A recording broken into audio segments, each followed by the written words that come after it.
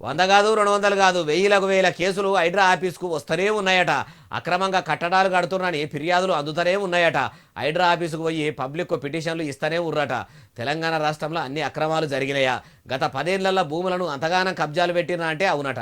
హైడ్రా ప్రజావానికి వచ్చి అక్రమ కట్టడాల మీద ప్రజలు ఫిర్యాదుల మీద ఫిర్యాదులు చేస్తుర్రు. ఒక ప్రజావానికే కాదు హైడ్రా ఆఫీస్కు వచ్చి ఎప్పుడు పడితే అప్పుడే పిటిషన్లు ఇస్తుర్రట. ఇప్పటి వరకు హైడ్రాకు వచ్చిన పిటిషన్లలో 10,000 కంటే ఎక్కువనే పెండింగ్లో ఉన్నాయట. పట్నంలో వెనకట ఉన్న చెరువులను సాగు చేసే పని పెట్టుకున్నప్పుడు అక్రమార్కులు చేసిన అడ్డగోలు అక్రమాలు బయటపడుతున్నాయట.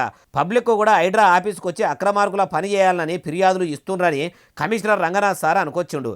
అయ్యా రంగనాథ్ సారు, మరి మీ హైడ్రాకు అన్నిగానం ఫిర్యాదులు వస్తుంటే ఎందుకు సారు చర్యలు తీసుకోకుండా సప్పుడు కాకుండా ఉంటుండ్రు? అంటే వచ్చిన ఫిర్యాదులు కూడా అధికార పార్టీ లీడర్ల మీద ఉన్నాయా? ఎట్లా మీకు అక్రమంగా కడుతురని తెలిస్తే వాళ్ళు అధికార పార్టీ లీడర్లైనా ప్రతిపక్ష పార్టీ లీడర్లైనా మొదలు మీరు పబ్లిక్ ఇచ్చిన ఫిర్యాదులు తీసుకొని పనిచేయాలి.